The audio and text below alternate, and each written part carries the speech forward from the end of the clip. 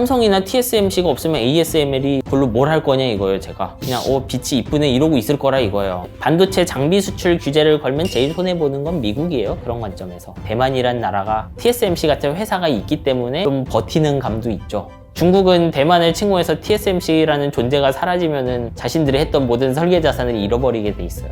사실 메모리는 좀 소모품에 가까워요. 우리 건전지 바꿔 끼우듯이 파운드리의 고객은 뭐냐 하면 팹리스거든요. 우리는 팹리스 그러면 뭐 반찬 가게에 반찬해줘 이런 느낌으로 생각할 수 있는데 그게 아니에요.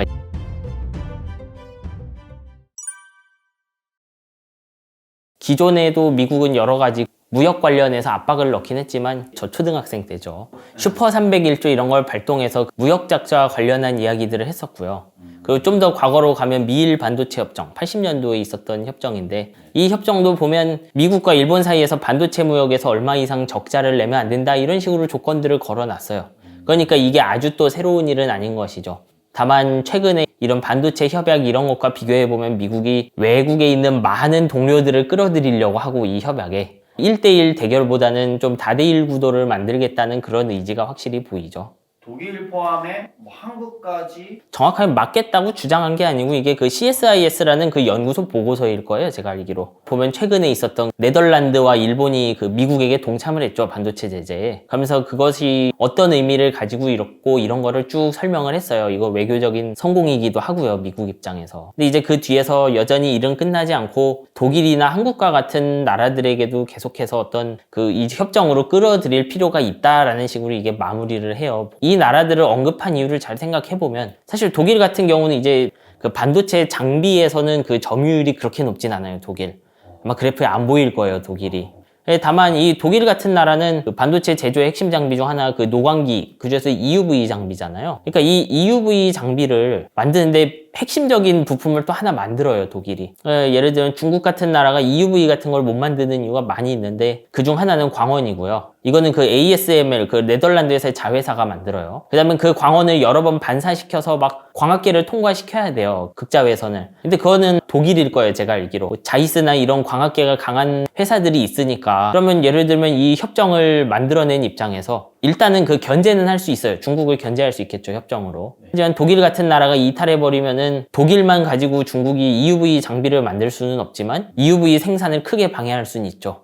왜냐하면 핵심 부품 하나를 못 얻게 되니까. 이런 예들이 지금 반도체 산업의 특징이고 옛날이랑 산업이 다르다는 근거인 거예요. 잘 보시면 이게 회사들이 덩치가 작기는 하지만 다른 회사를 일 못하게 만들 수 있어요. 왜냐하면 이게 독일에 있는 몇몇 회사 빼면 EUV에 맞는 그 미러를 줄 수가 없는 거겠죠. 그러니까 이런 식으로 계속 국제적인 아군을 끌어들여야 되는 거예요. 어떻게 보면 한 80년대 반도체는 좀 대부분의 장비를 국내화도 할 수 있었고 그랬겠죠. 장비를 만드는 회사도 많고. 지금은 장비 회사들도 사이즈가 너무 커지니까 그 제조에 필요한 장비를 어떤 나라에서만 만들고 어떤 나라에서만 만들고 회사가 하나씩밖에 없는 거예요. 그러니까 이 회사들이 빠지게 되면 운이 없으면 나중에 이제 공멸할 수는 있는 상황이죠, 항상. 독일이 EUV에 필요한 부품을 안 주면은 양쪽 다 못 만드는 그런 모습이 되겠죠. 그리고 이제 한국의 경우는 어떠냐. 한국은 아마 장비보다는 그 메모리 자체가 중요할 거예요. 이미 한국 같은 경우는 뭐 미국 쪽으로 오고 있는 상황이긴 하지만 구체적으로 그 일본이나 네덜란드 같은 협정을 하지는 않았잖아요. 그리고 메모리 반도체 역시 전자제품의 핵심적이에요. 없으면 전자제품을 만들 수 없죠. 그러니까 한국 같은 나라도 여기 들어오면은 큰 힘이 될 거고, 역시 정말 안 좋은 경우 미국 입장에서 한국이 메모리 반도체를 아예 여기 참여하지 않는데 반대쪽 편에 붙었다. 그렇게 되면 역시 중국의 반도체 생산을 도울 수는 없지만 서방 쪽의 전자산업을 굉장히 힘들게 만들 수 있겠죠. 왜냐하면 하나라도 이런 요소가 빠지면 IT 산업이라는 그 큰 산업들이 위험해지는 거고요, 지금. 저의 목표가 상대를 견제하는 거라면 이제 단순히 핵심 회사 몇 개를 가지고 가겠지만 미국이 계속 법에서 얘기하는 거 미국 중심의 서플라이 체인, 공급 사슬이죠. 근데 공급 사슬을 지키려고 하면은 이 한 가닥 실중 중간에 아무것도 끊어지면 안 되는 상황인 거예요. 좀 독일의 광원 기술, 중국에는 그 기술력이 없는. 이제 그런 기술들이 하나씩 부족한 거죠, 다. 지금 EUV 같은 새로운 기기가 들어왔을 때는 이게 기존에 쓰던 광원들이랑 특성이 너무 달라서 많은 걸 새로 개발해야 됐어요. 처음에 그 EUV 그 빛, 그 극자외선 만드는 광원도 굉장히 그 바닥부터 새로 설계해야 됐고요. 근데 이제 빛은 그렇게 에너지가 높아지면 이게 굴절이 안 돼요. 그 전에 썼던 그 ARF 그 액침 노광기라고 부르는데 이 노광기들은 우리가 아는 렌즈 있잖아요. 앞에도 카메라 렌즈 있고 우리가 평소에 안경도 쓰는데 그런 광학계로 빛을 모을 수 있었어요. 근데 EUV는 또 빛이 안 모여요. 그런 식으로는. 그래서 반사 거울을 만들어야 되는데 이거 설계도도 엄청 어렵죠. 그러니까 또 이게 없으면은 제가 EUV 레이저는 만들었는데 그걸로 따뜻해 이런 거밖에 할 수 없는 거죠. 이제 그런 거 하나씩 빠지면은 그러니까 대가가 너무 큰 거예요. 그러니까 개별 기술들이 엄청 어려운데 친구인 기술이 없으면은 그냥 아무것도 아닌 거예요. 어떻게 보면 근데 이건 반대 방향으로도 동작해요. 삼성이나 TSMC가 없으면 ASML이 그걸로 뭘 할 거냐 이거예요. 제가 그냥 빛이 이쁘네 이러고 있을 거라 이거예요. 우린 빛을 엄청 잘 모으는데 어디 쓸진 잘 모르겠네 이런 게 되는 거잖아요. 그러니까 이 한 가닥 가치 사슬로 쭉 연결돼 있다는 건 어느 쪽의 기술이 우월하고 열등함을 말하는 것은 아니에요. 둘 다 우월한데 모든 걸 우월하게 잘할 수 없어요. 그 어떻게 보면 반도체 산업의 역사가 반도체 회사뿐만 아니라 그 장비 회사들도 계속 하나씩 줄어들면서 덩치가 커지는 과정이었어요. 왜냐하면 더 미세한 반도체를 만들어야 되는데 제가 여러 기계를 다양하게 익혀볼 시간에 잘 쓰는 기계를 써갖고 호흡을 맞추며 나아가는 과정인 거죠, 이거는. 자연스럽게 나온 결론이고 그래서 강대국 사이에서 이걸로 패권 싸움을 할 수 있게 된 거죠. 실제로는 반도체 장비 수출 규제를 걸면 제일 손해보는 건 미국이에요. 그런 관점에서. 한국에도 장비 회사들이 손해를 보긴 하겠지만 실제로는 이것이 수출 규제로 된다기보단 중국이란 나라의 반도체 제조 역량을 꺾게 되면 전 세계적으로 그 짓는 공장의 숫자는 줄어들 거잖아요. 어떻게 보면 반도체 장비 회사들 입장에선 제조 회사들이 마구마구 경쟁을 해주고 신기술을 만들려고 하면 좋거든요.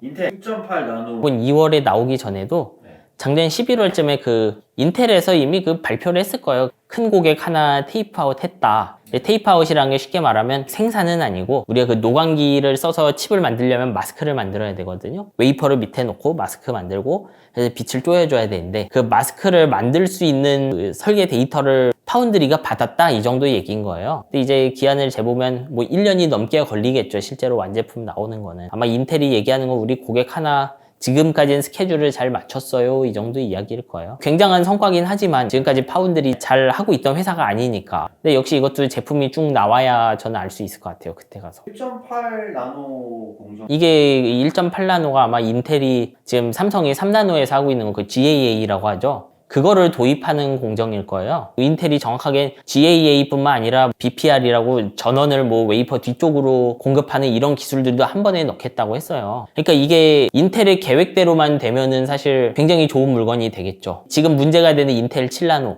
예전에 10나노라고 불렀던 물건도요. 계획대로만 되면 굉장히 좋은 물건이었어요. 그리고 계획한 성능이 나왔지만 한 3년 늦게 나온 게 이제 좀 사소한 문제라고 할 수 있겠죠. 그냥 테이프아웃 상태 보면은 괜찮긴 한데 이게 완전히 제조 관점에서도 잘 되겠느냐 이거를 지금 평가할 수는 없다고 봐요, 저는. 나노가 이게 숫자가 작을수록 좀 정확하게는 제가 소자 하나가 있으면 특정 기능을 넣을 수 있어요. 소자를 뭉쳐서. 단위 소자의 크기가 작아진다는 이야기예요. 작아지면서 성능도 좋게 만들어줘야 되는 거예요. 정확하게. 그래서 인텔이 14나노를 15년에 만들고 원래 2017년에 14나노 다음이 10나노를 하려고 했거든요. 근데 그 10나노로 처음 만든 칩 아마 캐논 레이크 이런 이름일 건데 그 칩을 보면 되려 14나노보다 좋지가 않았어요. 전력도 많이 쓰고 성능도 올리기 힘들고. 그러니까 이제 이런 거 만들 때 18나노라서 좋아 이런 것이 아니고 그 18나노가 기존에 인텔이 만들던 전 세대인 4나노, 3나노보다 가격은 싸고 소자 크기도 작고 성능은 그것보단 좋아야 되는 거예요. 그냥 18나노라고 딱 찍힌 게 우리는 그 숫자만 보잖아요. 근데 이걸 가져다 쓰는 파운드리 같은 회사들은 그 전세대 공정보다 이게 좋아야 돼요.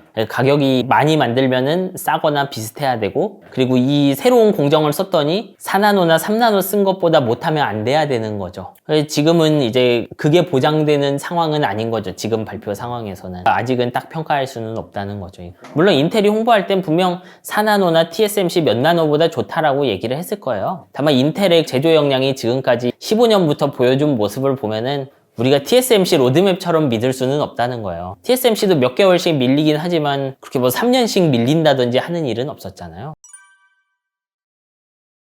지정학적이죠. 그런 측면에서 대만은 한국보다 사실 지정학적 리스크가 훨씬 크죠. 왜냐하면 대만은 중국이랑 바로 맞닿아 있는 나라고 중국과 대만 역시 이제 명분은 한 나라라는 거잖아요, 둘이. 그러니까 대만은 훨씬 지정학적으로는 위험해요. 이걸 좀 달리 해석해보면 대만이란 나라가 TSMC 같은 회사가 있기 때문에 좀 버티는 감도 있죠. 왜냐하면 어쨌거나 중국의 반도체 산업 중국이 굴기한 것 중 상당 부분은 설계인데, 그러니까 이제 제조가 아니죠. 그 설계한 칩들은 다 TSMC가 만들어줘야 되거든요. 그러면 이제 대만 같은 나라가 정말 안 되겠다 싶어서 전쟁이 나거나 하면 TSMC 공장을 아예 쓰지 못하게 만든다. 그렇게 되면 사실 얻을 게 하나도 없잖아요, 중국도. 미국이 뭐 TSMC랑 TSMC도 미국에 공장을 짓잖아요. 이렇게 짓는 걸 봐서는 역시 어떻게 보면 TSMC라는 회사가 글로벌 충돌이 커진다고 하면 그 상황에서 제조를 유지하려고 하면 두 번째 기반이 필요할 수 있죠. 아마 한국의 삼성전자보다 TSMC가 대만 안보에 훨씬 크게 연관되어 있지 않을까. 예를 들면 한국의 경우 삼성전자가 안보에서 제일 중요한데 가장 직접적인 위협인 북한은 삼성전자와 어떠한 거래 관계도 없죠, 사실. 그래서 삼성전자의 존재가 북한의 그 남한 침공을 결정하는 요소는 아닐 거예요. 근데 중국과 TSMC는 달라요.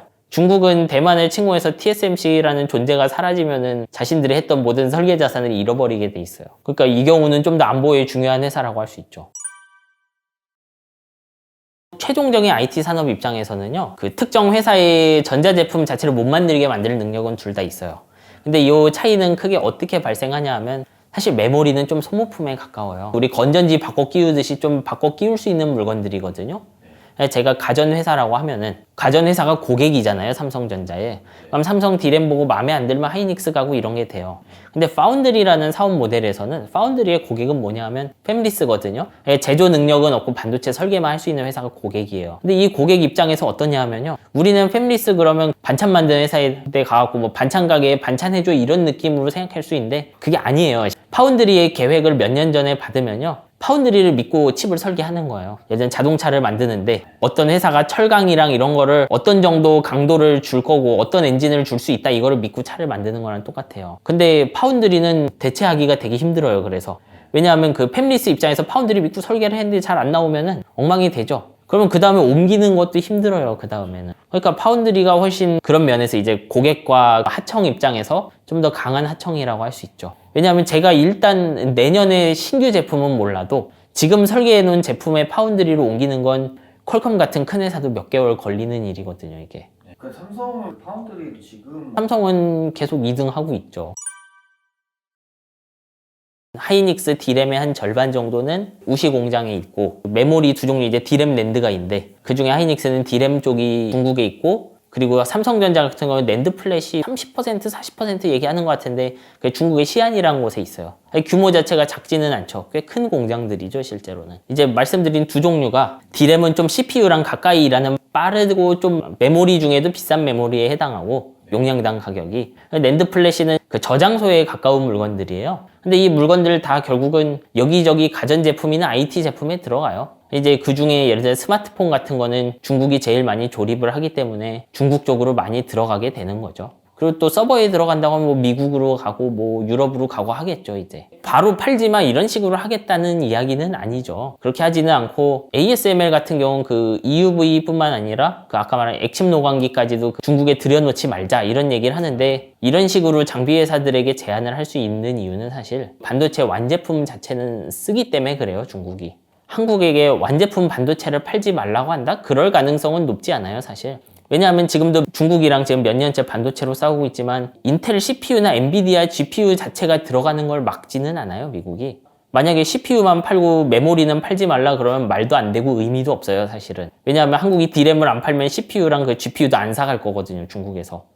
왜냐하면 완제품이 안 나오니까요. 지금 당장 수출을 끊어라 라기보다는 정말 일어나지 않았으면 바라지만 양국의 충돌이 강해지게 되면 같이 행동하자는 수준의 이야기일 가능성이 높죠, 한국에게 하는 얘기는.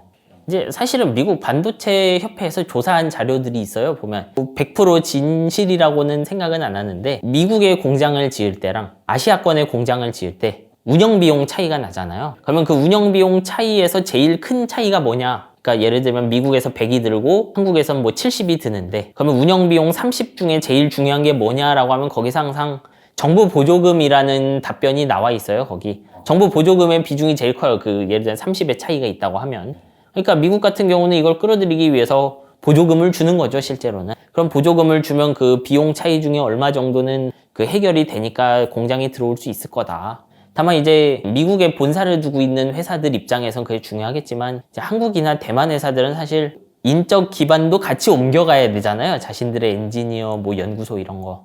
그러니까 실제로 이 비중보다는 이득이 덜 되겠죠. 그것만으론. 손해를 볼 가능성은 있죠. 넘어갈 때. 왜냐하면 미국의 마이크론이야 보조금이 들어오면 무조건 이득인 상황이지만 이미 미국에 있으니까. 하이닉스나 삼성전자 옮기게 되면 중국에 있는 공장에 옮긴다 그러면 토지도 포기해야 되고 거기에 원래 있었던 숙련된 인력도 데리고 오기 힘들 거고 이런 상황이 되잖아요. 그러면 당연히 한국 쪽이나 대만 쪽 회사들 입장에서는 손해가 나겠죠. 원래 반도체 산업도 여러 나라가 같이 하고 있으면 이런 문제가 안 생겨요. 하지만 반도체랑 장비 산업 자체가 한 가닥 사슬에 쭉 엮이니까 별 수 없이 일어난 일이라고 생각해요, 저는. 이 이동하는 경로를 봤을 때 미국 갔다가 또 중국 오는 거잖아. 웨이퍼 같은 거는 뭐 한국의 실트론도 만들고 일본도 만들고 그래요. 근데 반도체 산업은 계속 그렇게 변했어요. 패키지 회사를 갔다가 뭐 원재료는 일본에서 왔다가 뭐 한국 공장을 거쳤다가 뭐 패키지는 예를 들면 미국 인텔 같은 경우 막 코스타리카에도 있고 그랬어요. 원래 자주 움직여요, 그렇게. 비용이 올라간다 정도라고 생각해요, 여기서. 공장을 옮겨서 반도체 생태계가 변화했다 이런 것보단 외교 환경이 변화했으니까 반도체 회사들이 적응해가는 과정에 가깝다고 봐요, 저는. 저는 사실 개별 기업이 할 수 있는 건 별로 없다고 생각해요. 예를 들면 애플도 중국산 낸드를 쓰려다가 미국 의회에서 그 공격을 하니까 관두잖아요. 애플 같은 회사도 쉽지 않은 거예요, 그렇게 하는 거는. 그리고 심지어 이건 미국 정부도 마찬가지예요. 미국 정부 입장에선 반도체 산업 전부 다 하고 싶겠죠. 디램도 하고 뭐 낸드도 하고 파운드리도 하고 다 하고 싶을 거예요, 실제로는. 왜냐하면 이게 안보에 중요한 산업이라면 전부 다 하는 게 좋겠죠. 그래서 인텔이 잘 해줬으면 좋겠는데 생각보다 안 되잖아요. 미국 정부도 원하는데 할 수 있는 게 별로 없는 거예요. 그러니까 심지어 미국 같은 큰 곳도 그렇고 한국의 기업들도 그런데 결국 상황이 이렇게 됐으면 이 회사가 휘둘리지 않고 움직이고 이렇게 됐으면 좋겠다 보다는 지금처럼 상황에 맞춰서 적응하고 행동하면 될 것 같아요. 반도체 산업의 주가는 뭐 ASML이 뭐 미국이랑 협약했다고 해서 주가가 떨어지고 그런 것도 아니거든요. 그러니까 ASML은 몇 배 올라 있죠, 지금도.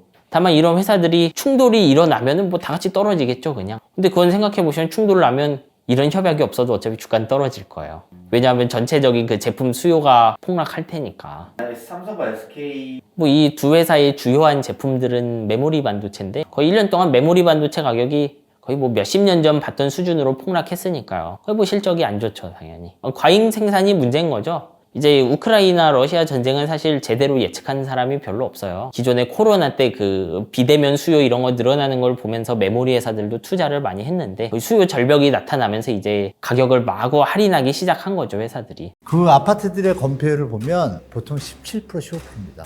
땅을 여기 20평만 지어야 돼. 100평 되려면 10층이 돼야 200평 나오잖아요. 그죠? 자, 이 시스템 아시면 부동산에 제가 장담하건데 반은 이미 안 옵니다. 나머지는 디테일입니다. 이걸 정확히 모르고 저 땅이 이쁘다 뭐 이런 거 얘기할 필요 없습니다.